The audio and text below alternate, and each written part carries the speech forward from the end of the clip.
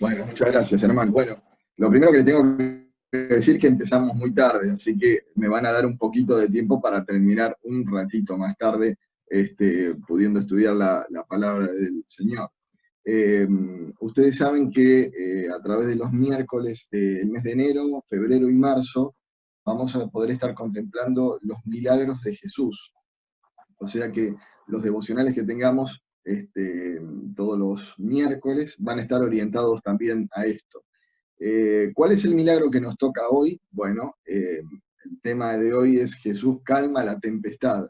Y creo que cuando escuchamos este tema, nuestra mente se dirige a un suceso o a un hecho que lo hemos relatado en varios de los evangelios. En nuestro caso vamos a ir marcando el Evangelio según San Marcos, capítulo 4, versículos 35 al 41.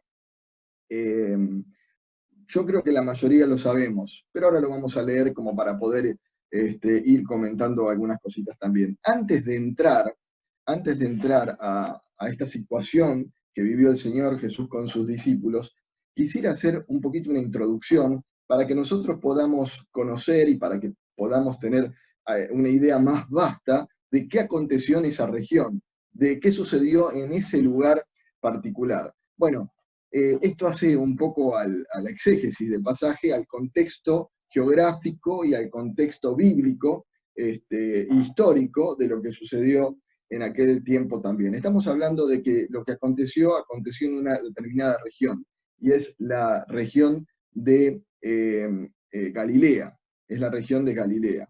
Mateo capítulo 4, versículo 13, no lo busquen, lo leo yo, nos habla un poco de por qué sucedió en aquel lugar esto que sucedió también. Dice Mateo 4:13, y dejando a Nazaret, el Señor Jesús, ¿no? Por supuesto, vino y habitó, no es que pasó, sino dice, vino y habitó en Capernaum, ciudad marítima, en la región de Zabulón y de Neftalí, para que se cumpliese lo dicho por el profeta Isaías, tierra de Zabulón y tierra de Neftalí, camino del mar, al otro lado del Jordán, Galilea de los gentiles, el pueblo asentado en tinieblas, vio gran luz, y los asentados en región de sombra y de muerte, luz resplandeció. Había una profecía para aquel sector de gente o aquella región de Galilea, que era que se iba a predicar el Evangelio. Esto lo leemos en Isaías capítulo 9, versículo 1, donde el profeta Isaías habla de esto. Por esto el escritor Mateo se refiere a la profecía de Isaías. Dice, más no habrá siempre oscuridad, dice Isaías, para el que está ahora en angustia, tal como la aflicción que vino en tiempo livianamente y tocaron la primera vez la tierra de Zabulón y la tierra de Neftalí, pues al fin llenará de gloria el camino del mar y aquel lado del Jordán en Galilea de los gentiles. Y esto ocurrió, realmente lo profetizado ocurrió con el Señor Jesucristo, predicándole el Evangelio a todas estas personas que estaban en aquella región. La región de Galilea iba a poder experimentar la luz del Evangelio. Jesucristo iba a proclamar la luz del Evangelio. Claro, se nos habla también de una ciudad marítima, que estaba cerca de aquella región, que es Capernaum. Capernaum es una palabra compuesta, es Kafar Nahum. Kafar Nahum. Esta palabra compuesta, que comienza con Kafar, significa aldea, Nahum significa consolación. Por lo tanto, el término Capernaum significa aldea o la aldea de la consolación o la aldea del consolador. En el idioma hebreo sería la aldea del Menajem. Menajem es consolador. Y sin ninguna duda, ¿quién podría haber sido mejor consolador que el mismo Señor Jesucristo que habitó en aquel lugar? Ahora bien, cuando vamos a la Biblia, vemos que no tenemos las mejores referencias de aquel lugar de Capernaum, ya que en Mateo capítulo 11, versículo 23, se nos habla de Capernaum y dice el evangelista, y tú Capernaum, que eres levantada hasta el cielo, hasta el Hades serás abatida, porque si en Sodoma se hubiesen hecho los milagros que han hecho sido en ti, habrías permanecido hasta el día de hoy. Y la verdad que lo que tenemos que ver es que hoy prácticamente no hay registro de lo que fue Capernaum. Si nosotros vamos a Israel y podemos visitar el lugar, hay algunas ruinas que quedaron en aquel lugar, hay el descubrimiento de lo que fue una sinagoga en aquel lugar, pero no quedó nada en pie de la ciudad.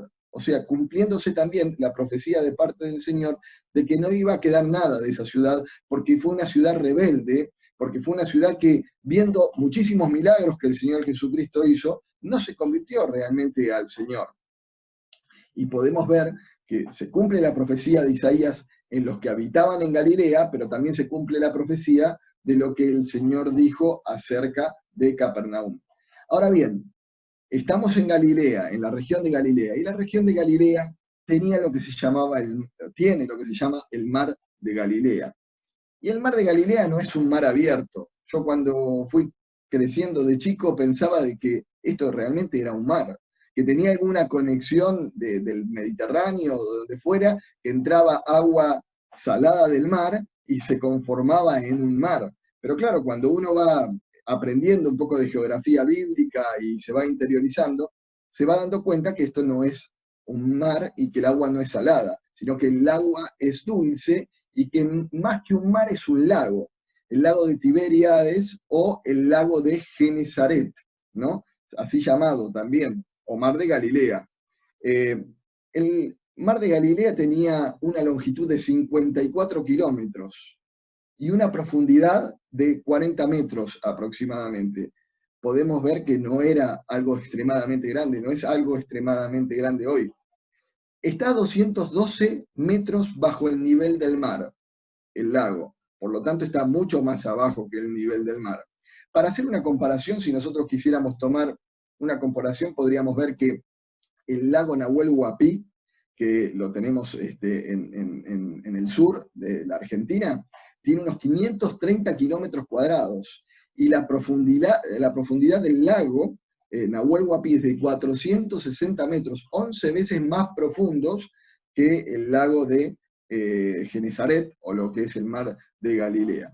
Por lo tanto, los peces que estaban o están hoy en día también son peces de agua dulce, no de agua salada.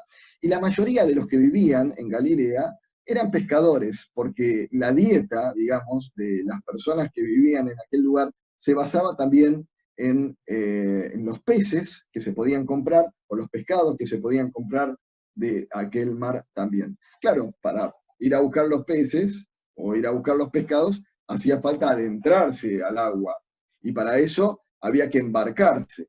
Y claro, cuando uno piensa en la pesca de embarque, piensa en esas redes grandotas que hay, que se tiran a la mar, y cuando todo el cardumen pasa, se elevan en las redes y parece que las redes se van a romper y se ponen en los buques factorías y ahí se produce toda la pesca que se hace prácticamente en el día. Pero no era así en el mar de Galilea.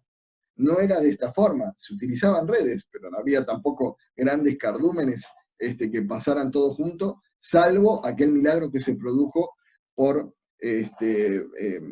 decisión del Señor para que se produjera en aquella pesca milagrosa.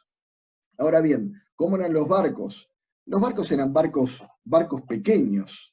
Miren, en 1986 se pudo descubrir el casco de un barco que, haciendo la prueba del carbono 14, se pudo descubrir que es de la antigüedad de la época de Jesucristo.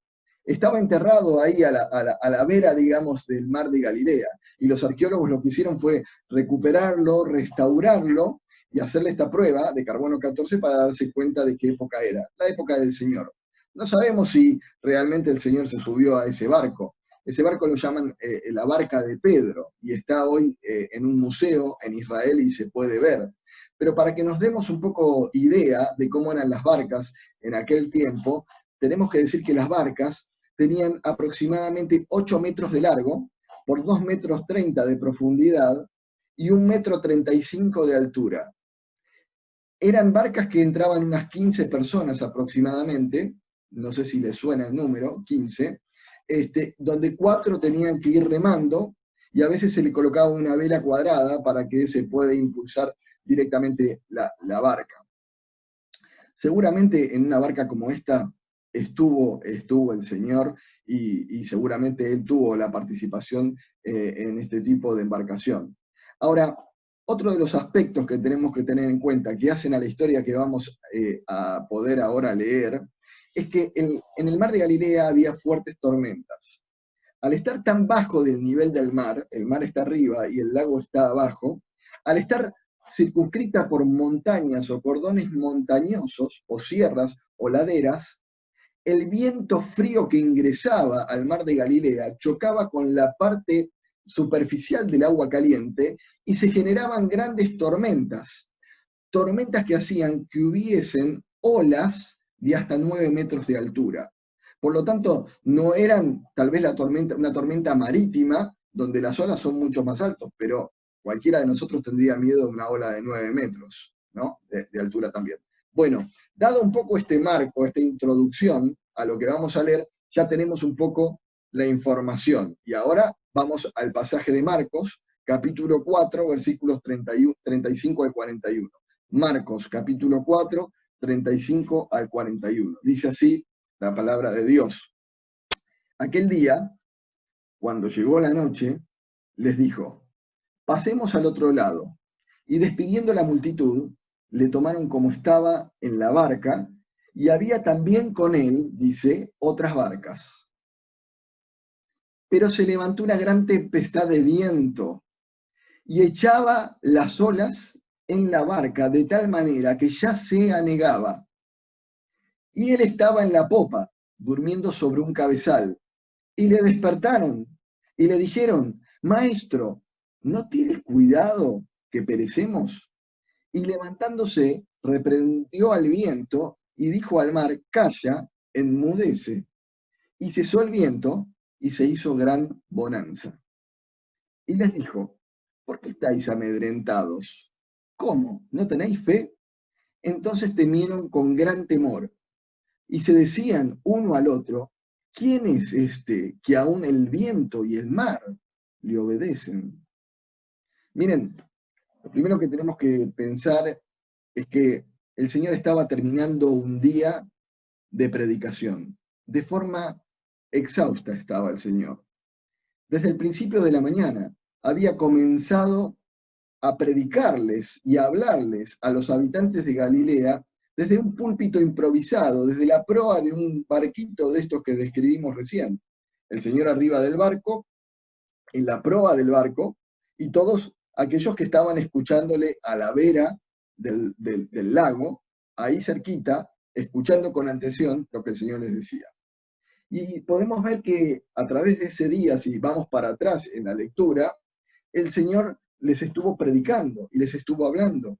Y les contó, por ejemplo, acerca de la parábola del sembrador, la cual nosotros conocemos. Les contó también a aquellos que vivían en aquel lugar la necesidad de ser alumbrados por el Evangelio. Les dijo, hay una luz que no puede ser escondida, no puede esconderse, es la luz del Evangelio. Les habló de la parábola de la semilla de mostaza y cómo ese arbusto va creciendo y todos los pájaros anidan también en él. Pero en Marcos 4:33 se nos dice que le seguía hablando con muchas parábolas como estas, para que entendieran conforme a lo que podían oír. El Señor sabía muy bien cómo hablarle a ese segmento de personas y les hablaba de una forma que aquellas personas que recibían la parábola lo pudiesen interpretar, la pudiesen comprender y asimilarlas para su vida también. Claro, terminó el día y el Señor estaba exhausto. Entonces quería el Señor un poco de privacidad y les dice a los discípulos, crucemos en la barca, embarquémonos y crucemos del otro lado, o vayamos directamente al otro lado. El Señor en su omnisciencia sabía lo que iba a ocurrir, sabía lo que iba a pasar, pero les pide que lo crucen a Él hacia el otro lado. Seguramente el Señor, una vez embarcado al poquito de empezar a navegar, entró en sueño, y entró en sueño profundo, porque realmente había estado activo todo el día, y tal vez en la madrugada habría estado orándole al Padre, por lo tanto tal vez habría dormido muy poco. Y se nos dice que el Señor recostó su cabeza aquel que no tenía dónde recostar su cabeza, recostó su cabeza en una almohada, en un almohadón, y se quedó dormido.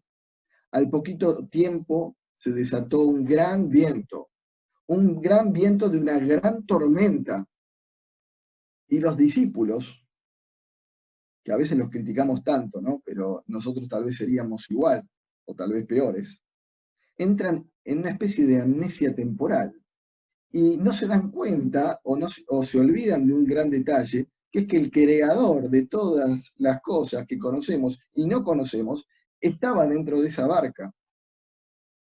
No hablaba el Señor, no opinaba de lo que estaba sucediendo, solamente dormía, pero estaba presente. En todo tiempo el Señor estaba presente. Sin duda que esto fue una gran lección para los discípulos, pero también lo fue para las otras barcas que navegaban junto a ellos también, porque pudieron ser testigos de lo que pasó en aquel momento. Los discípulos estaban aterrados, los discípulos estaban asustados, la barca se anegaba, se llenaba de agua directamente y parecía que se inundaba directamente. Entonces le imploran al Señor Jesús que por favor opere, que por favor haga algo, porque si no iban a sucumbir todos juntos. Y el Señor, sin dar ningún tipo de explicación, con la autoridad que solamente Él puede tener, reprende a los vientos y se genera una gran bonanza. Se culminan los vientos, se terminan los vientos, el cielo se despeja, se ven las estrellas. Y aquel que es el creador de todas las cosas, pone en orden toda la situación. Es que ni Satanás ni la naturaleza podían con el creador. El creador tenía la posibilidad de calmar absolutamente todas las cosas. Lo que le pasó a los discípulos nos puede pasar también a nosotros.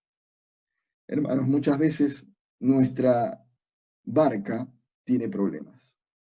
Muchas veces la barca de nuestra vida parece que se va a anegar, parece que se va a unir, pero lo que tenemos que tener en cuenta es que no estamos solos en la barca, sino que el Señor está dentro de la barca y el Señor es el que tiene el control. Lo tuvo en el momento que estaba con los discípulos y lo va a tener en el momento que nosotros lo necesitemos a Él. El Señor siempre está en nuestra barca. El Señor no se ausenta nunca de nuestra barca, siempre Él está con nosotros y Él, aunque estemos atemorizados, aunque estemos turbados, nos da la posibilidad de tener paz en plena tormenta. Paz en plena tormenta. Miren, en medio de la tempestad, en medio de la prueba, podemos estar seguros que podemos clamarle directamente a Él. Y habrá momentos que tal vez pensemos que Él no nos contesta, como los discípulos, que todos estaban aterrados y el Señor estaba durmiendo. Sin embargo, tenemos que saber que Él está esperando el momento justo para poder actuar y para podernos traer esa paz que cada uno de nosotros necesitamos. Miren, Él no se olvida de nosotros. El Señor nunca se olvida de nosotros. Él no está ausente, sino que Él quiere actuar de acuerdo a su voluntad en el momento justo que tenga que actuar. El Evangelio según San Juan capítulo 16, versículo 33, dice, estas cosas os he hablado para que en mí, dice el Señor Jesús, tengáis paz. En el mundo tendréis aflicción, pero confiad, yo he vencido al mundo. Tan solamente el Señor nos pide que confiemos en Él. ¿Vamos a estar atribulados? Sí. ¿Vamos a sentir que nos falta paz en nuestras vidas? Sí. Pero Él nos pide confiar, que confiemos en Él, porque Él ya ha vencido. Y como Él es vencedor, nosotros también, como hijos de Dios, podemos ser vencedores. En los momentos tal vez más complicados de nuestra vida, en los momentos donde haya mayor tempestad, sabemos que su pronta ayuda en un momento va a llegar.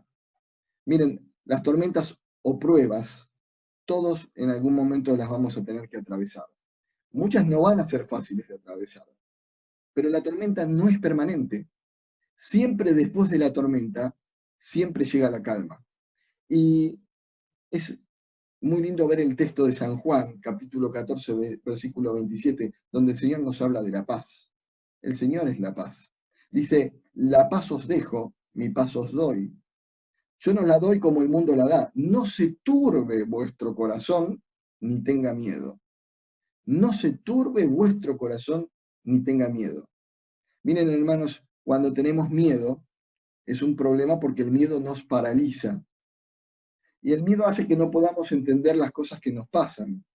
Y muchas veces nos nubla la mente y no podemos comprender bien. Pero el Señor nos está diciendo, no se turbe nuestro corazón. En otras palabras, así obra Dios para poder relucir lo mejor en cada una de nuestras vidas. En medio de la prueba, en medio de la tormenta, así obra Dios. ¿Para qué? Para que podamos salir fortalecidos una vez que venga la calma, una vez que estemos en la bonanza. Y saben, tal vez las tempestades de la vida nos dejen marcas. Posiblemente nos dejen marcas las tempestades, que no puedan ser sanadas en este mundo, en esta tierra, pero que prontamente van a ser sanadas cuando todos estemos en la presencia del Señor. El Señor está siempre para con nosotros.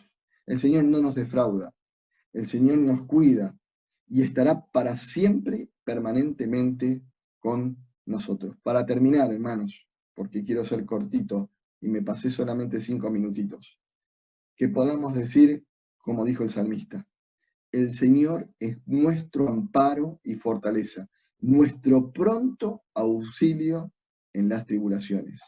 Nunca dejemos de esperar en Él, porque el Señor va a actuar en el momento que Él quiera actuar.